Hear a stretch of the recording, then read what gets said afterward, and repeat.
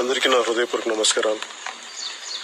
ఈ ఒకవైపు కరోనా పట్టి పీడిస్తూ ఉంటే ప్రపంచ ఆర్థిక వ్యవస్థే కుదేలైపోయింది. ఇలాంటి పరిస్థితుల్లో అసలు ఎడతెరపని వర్షాలు, గత కొన్ని దశాబ్దాలుగా ఎప్పుడు చూడనంత వర్షపాతం దేశం మొత్తం చూస్తుంది. అలాగే మన రెండు తెలుగు రాష్ట్రాలు, ముఖ్యంగా తెలంగాణలో దీన్ని తాకిడి ఎక్కువ ఉండటం గత వారంగా ఇది చాలామంది జీవన విధానం చిత్రం అయిపోయింది, చిన్న భిన్నం అయిపోయింది. ఆస్తి నష్టం జరిగింది, ఇళ్లలోకి నీళ్లు వచ్చేసేయడం. అసలు టౌన్ ప్లానింగ్ గత కొన్ని దశాబ్దాలుగా సరిగ్గా లేకపోవడం వల్ల కూడా ఇది ఒక పరిస్థితి వచ్చింది. కానీ పరిస్థితులు ఏమైనప్పటికీ తెలంగాణ రాష్ట్ర ప్రభుత్వం పరిస్థితులు వీటన్నిటిని అర్థం చేసుకొని ప్రజలు పడుతున్న కష్టాలను వీటన్నిటిని చూసి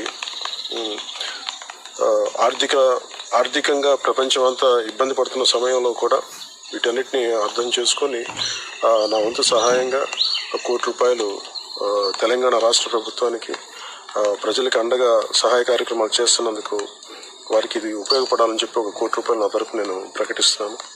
అలాగే జన సైనికులకి, అలాగే ప్రతి అభిమానులకి, నాయకులకి కూడా మీ వంతు సహాయ సహకారాలు అంటే ఏదైనా ఇబ్బందుల్లో ఉన్న సహాయ కార్యక్రమాల్లో ముమ్మరంగా పాల్గొనడానికి మీ వంతు మీరు కృషి చేయండి.